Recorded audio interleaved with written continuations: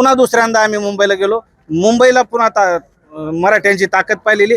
जेव्हा जेव्हा मराठ्यांना टोचण्याचं काम केलं, मराठ्यांची हवा संपली, मराठ्यांनी दाखवलेले. आजही बघा. दादा काय भावना आहेत एकंदरीत आज परत एकदा या बैठकीची गरज का पडली? सर्वांना जय शिवराय. संघर्ष योद्धा मनोज जरांगे पाटील यांनी आपण दुसरी वारी केली मुंबईला जेव्हा 2 सप्टेंबरला आपण गेलो, सरकारवर विश्वास ठेवून 8 महिने मनोजदादांनी वेळ दिला. पण रोज हजारो समाज बांधव हे महाराष्ट्राच्या कानाकोपऱ्यातून मनोजदादाकडे येत होते. नोंदी सापडल्या नाही, शिक्षणात अडचणी येतात, नोकरीत अडचणी येतात, महामंडळाचे प्रश्न आहेत, शेतीचे प्रश्न आहे.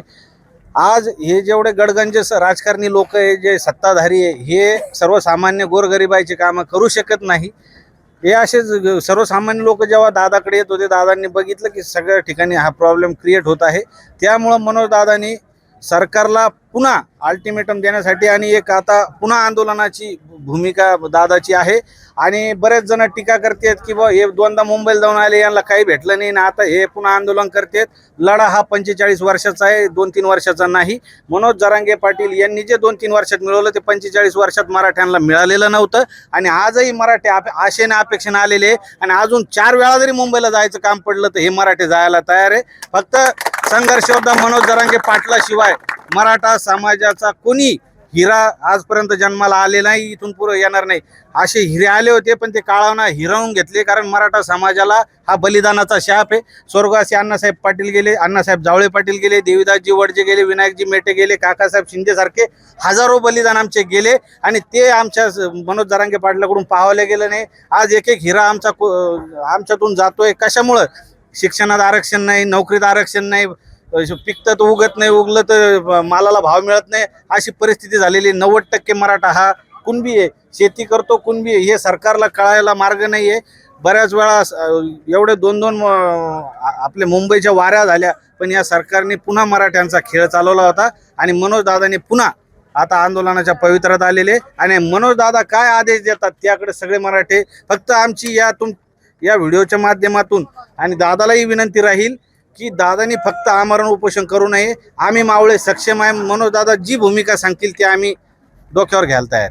बरं, आजच्या बैठकीबद्दल थोडंसं सांगा की बरेच जण म्हणतात की मनोज जरांगे पाटील यांची आता हवा कमी होत चाललेली, काय वाटतं? असंच आम्हाला छेडलं होतं. जेव्हा सगळ्यात पहिले लाठीचार्ज झाला ज्याच्यासाठी होते, मराठ्यांची काही ताकद नाही म्हणून लाठीचार्ज झाला. त्यानंतर जे मराठे जवळजवळ 2.25 कोटी मराठी याच आंतरवाली सराटी येथे आले होते. 250 एकरमध्ये 2.25 कोटी लोक. म्हणजे या आंतरवाली सराटीपासून इकडे 30 किलोमीटर आणि इकडे 30 किलोमीटर पर्यंत, म्हणजे न भूतो न भविष्यती मराठा समाज एका बॅनर खाली पहिल्यांदा आला. त्यानंतर पुन्हा दुसऱ्यांदा आम्ही मुंबईला गेलो. मुंबईला पुन्हा मराठ्यांची ताकद पाहिलेली. जेव्हा जेव्हा मराठ्यांना टोचण्याचं काम केलं, मराठ्यांची हवा संपली, मराठ्यांनी दाखवलेले. आजही बघा, आज फक्त पत्रकार परिषद होती आमची. म्हणजे मनोजदादांनी सांगितलं होतं की मी आंदोलनाची घोषणा करणार आहे, पत्रकार परिषद आहे. तर पत्रकार परिषद म्हणजे इथं सभेचं रूप आलेलं आहे. आज या ठिकाणी जर आपण बघितलं तर सगळं ट्रॅफिक आपली पार्किंग फुल झालेली आहे. आणि या ठिकाणी सगळेजण मनोजदादाच्या आदेशाची वाट पाहत आहे. आणि आम्हाला नक्की विश्वास आहे मनोजदादा जी भूमिका घेतील ती सगळ्या 6 कोटी मराठ्यांना मान्य राहील.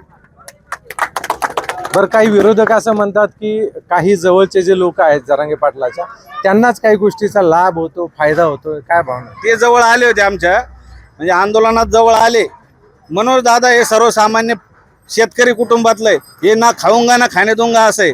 आणि हे काय झालेले कित्येक जण संस्थापक व्हायला काही क्रायटेरिया नाही. एक धर्मादाय आयुक्ताकडे गेलं की एक संघटना ओपन करता येते. 2-3 जण संस्थापक प्रदेशाध्यक्ष होते. आणि यांना काय पाणीपुरीच्या गाड्या, हे जे इलिगल धंदे करणारे यायला तोडी पाणी करायची सवय. मनोजदादाकडे आल्यापासून त्यांचं कोणाचंही दुकान चालत नव्हतं. त्यांना कोणीतरी गाडग्यातलं मटण खाऊ घातलं म्हणून त्यानं बाप बदललेले. आणि ते तिकडे जाऊन भुगतेत. इथं आपल्या घरची चटणी भाकरी घेऊन आपल्या गाडीत पेट्रोल डिझेल टाकून ज्याच्यात हिंमत आहे तेच माणसं इथं येते. आणि जे नाही आहेत इथं ते घरून आमच्या मीडियावरच्या पोस्ट शेअर करणार, आम्हाला समर्थन करते. जेव्हा मनोजदादा हाक देतात, छोटा हत्ती असेल, ट्रॅक्टर असेल, बैलगाडी असेल घेऊन मुंबईला येणारे आमचे मराठी, जसं पंढरीच्या पांडुरंगाला वारीमध्ये सगळे मराठी जाते, त्या पद्धतीनं आमची ही मराठ्यांची आरक्षणाची वारी आहे. जिथं जिथं मनोजदादा आदेश करतील तिथं हे मराठी यायला तयार आहे.